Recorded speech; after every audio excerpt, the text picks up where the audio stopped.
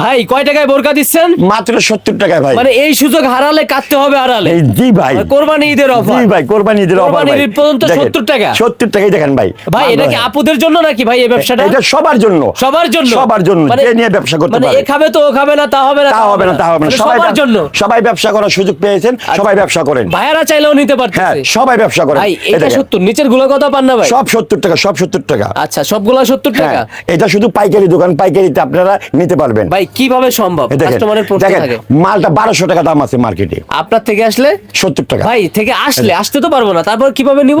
Order করলে, আপনারা order করলে আমাকে 1020 টাকা অ্যাডভান্স করবেন, আর নাম ঠিকানা দিবেন, আমি মাল পাঠিয়ে দিব।